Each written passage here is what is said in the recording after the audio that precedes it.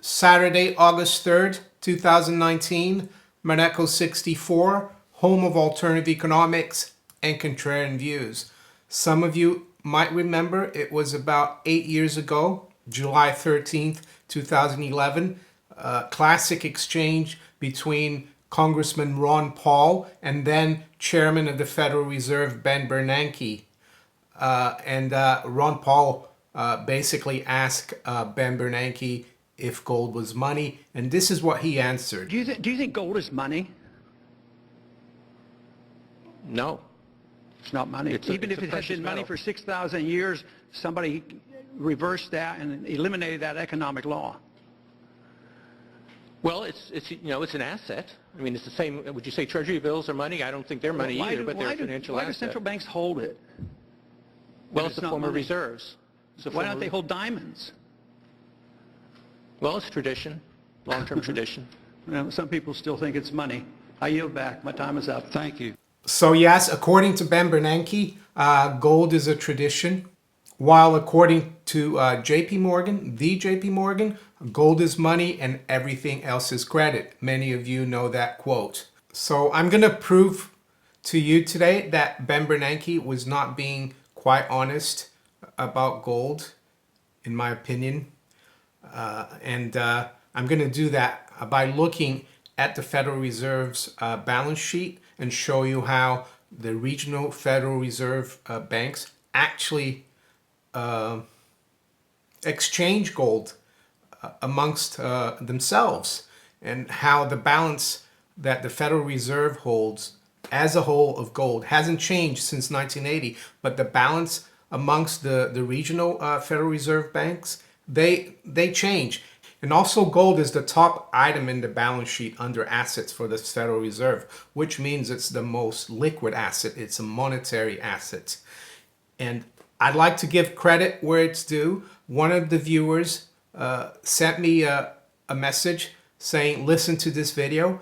I got this heads up actually from listening to a video by Belan GP, BELANGP, YouTube channel, very good channel. He makes some very interesting videos about the monetary system, about gold, going back quite a few years. Doesn't make regular videos, but they're very interesting. So let's have a look here then. First of all, the U.S. gold reserves, they are at 8,133.5 metric tons. So if you multiply that by 32.15, you get 261.5 million ounces. So there's 32.15 ounces per kilo. That's how you get to that calculation. So as you can see here, the U.S. official gold reserves have been at that 8,133.5 metric tons since the early 80s, and it hasn't changed. Yes, there are a lot of people who argue that the Treasury or the U.S.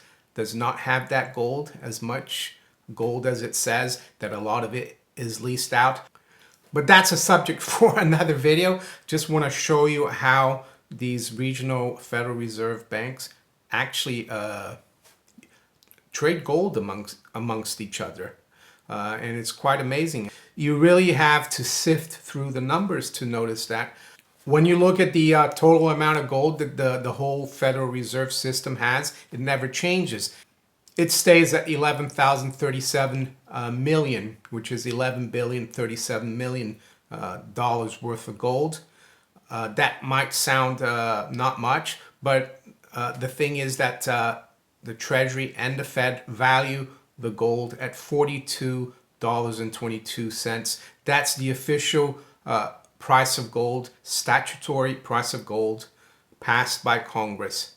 And the Federal Reserve, in 1933, the Federal Reserve took in a lot of gold because there's a gold confiscation in 1933. And then the Federal Reserve transferred all that gold to the Treasury and received gold certificates. So that's what the Federal Reserve holds. It has claim to that gold at the Treasury, the gold certificates. So that never changed, hasn't changed since 1980. It's been at 11 billion 37 million. But let me show you here. I've done a comparison. So this is a statement of condition of each Federal Reserve Bank, July 31st, 2019, millions of dollars, assets, liabilities, and capital. So we see under assets, they've got this gold certificate account at the top, most liquid asset. And you see there the total 11,037 in millions, so 11 billion 37 million. Then you look at the Boston Fed, 351 million. So you go down to January 2nd, 2019, they had 364. So that's changed.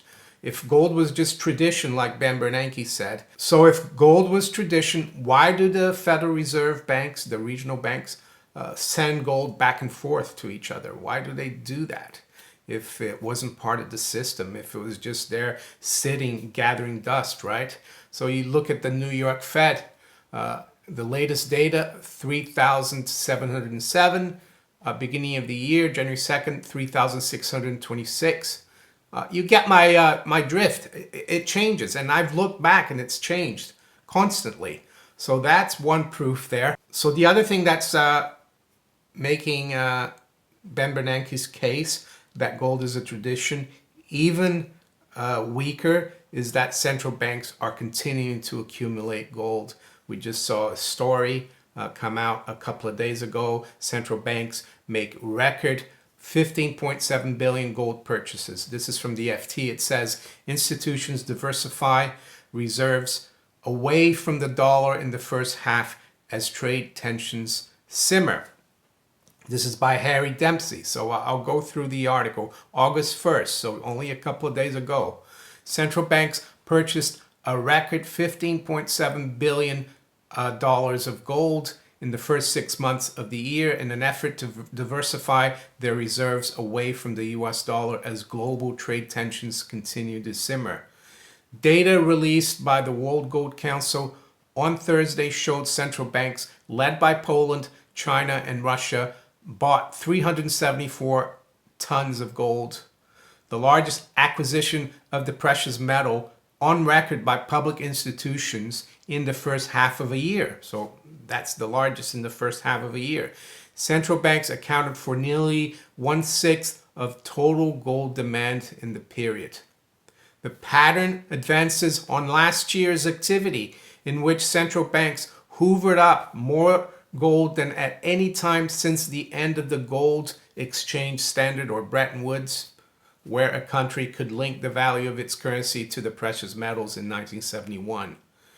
The shift in attitude towards gold since the financial crisis was highlighted by a European Central Bank decision last week to seize an agreement to limit sales of gold, as the region's institutions are no longer selling it in large volumes and are instead now net purchasers.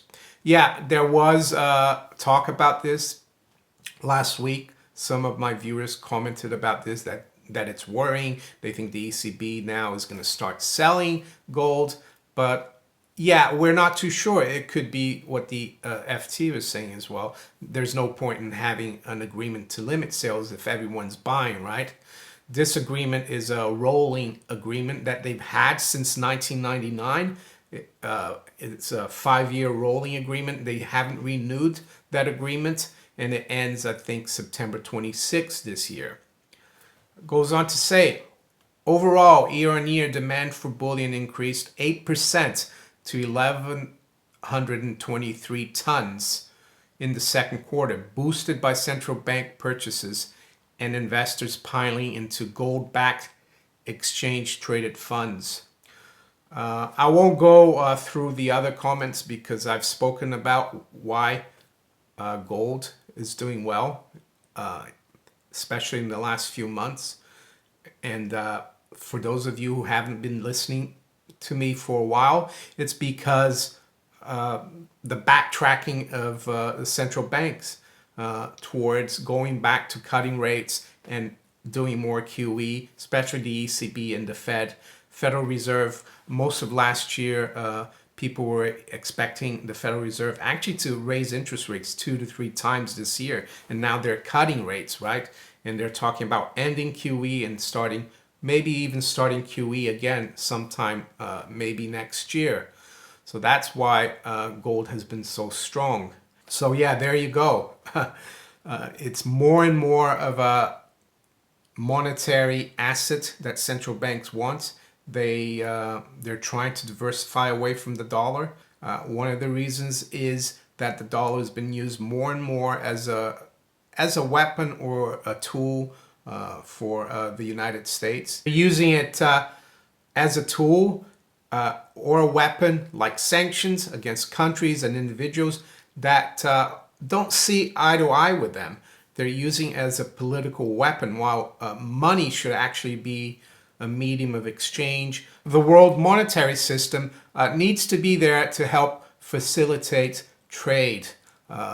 So the dollar is becoming too political, or the Federal Reserve notes. And it's not surprising that gold is becoming more and more important, because if countries are going to trade amongst each other through their own currencies, those currencies have to have some kind of backing behind them. Doesn't mean to say that they're going to make it 100% gold backed, but the more gold a country has, the better credibility their national currencies will have. So that's what I think is happening.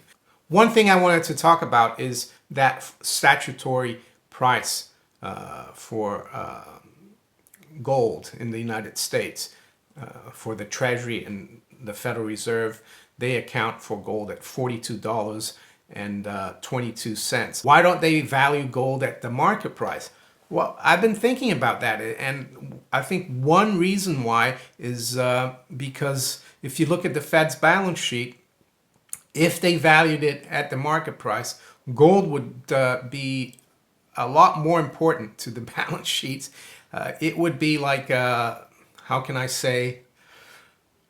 Yeah, it would raise eyebrows, especially like a few years ago when gold went to $1,900, when the balance sheet wasn't as big.